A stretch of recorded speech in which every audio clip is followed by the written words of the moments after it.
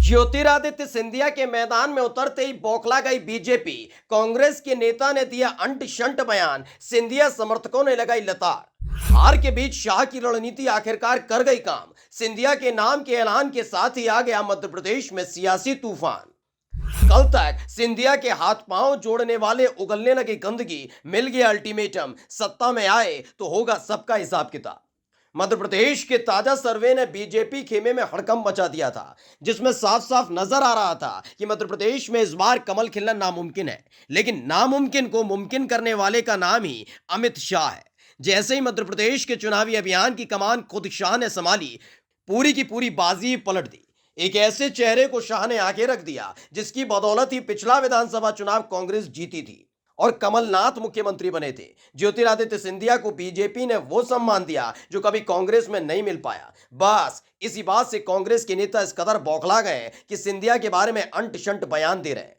हार के डर से छाती पीटने लगे बड़े बड़े धुरंधर ज्योतिरादित्य सिंधिया को जेल भेजने की दे डाली धमकी। सिंधिया ने अकल लगा दी ठिकाने।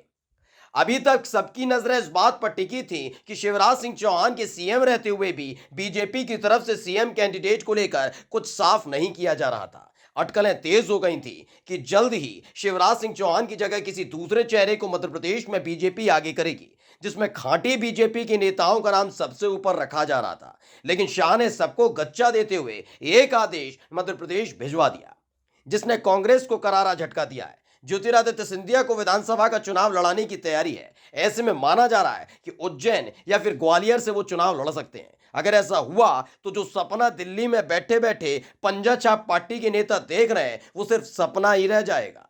बस इसी बात की बौखलाहट अब उनके चेहरे और जुबान पर देखने को मिल रही है। कांग्रेस के कद्दावर नेता और मध्य प्रदेश में नेता प्रतिपक्ष गोविंद सिंह ने अपना आपा खो दिया।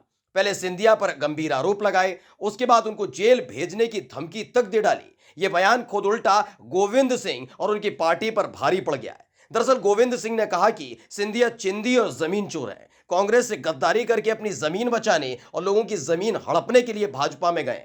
मध्य प्रदेश में हमारी सरकार आते ही ऐसे लोगों को जेल में डाला जाएगा।